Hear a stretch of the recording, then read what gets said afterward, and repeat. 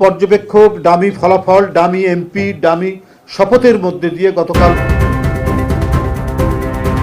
Dummy ফলাফল, dummy MP, dummy শপথ বললেন রিজভী।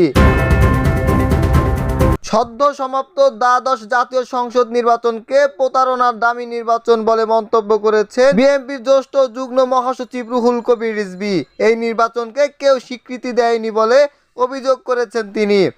আজ শুক্রবার দুপুর রাজধানীর নয়াপল্টন বিএনপি কেন্দ্রীয় কার্যালয়ে আয়োজিত সংসদ সম্মেলনে এসব অভিযোগ করেন বিএনপির নেতা রুহুল কবির রিজভী। গতকাল বৃহস্পতিবার প্রধানমন্ত্রী ও মন্ত্রিপরিষদ সদস্যর শপথ অনুষ্ঠানের দিকে ইঙ্গিত করে বিএনপির নেতা রিজভী বলেন, বাংলাদেশের রাজনীতির ইতিহাসে ডামি প্রার্থী, dummy voter, dummy agent, dummy পর্যবেক্ষক, ডামি ফলাফল, ডামি এমপি, ডামি শপথের মধ্য দিয়ে গতকাল 111 কৃষ্ণতম দিবসে একদলীয় ফ্যাসিবাদের হুং আরেকটি কৃষ্ণতম মেকি সরকারের যাত্রা শুরু হয়েছে। ভুয়া ভোটার শেষ হতে না হতেই শেখ হাসিনা নিশি রাতে সংসদ মেয়াদ পূর্ণ হওয়ার আগেই গেজেট জারি, তড়িঘড়ি শপথ ও নজরবিহীন দ্রুততার সরকার গঠনের ঘটনা প্রমাণ করে।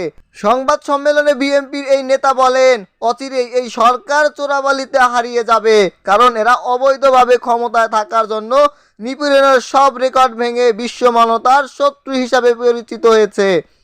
এদের নিরাপত্তা বাহিনী অত্যাচার ও নিপীড়নের কাহিনী আন্তর্জাতিক গণমাধ্যমে প্রকাশিত হয়েছে।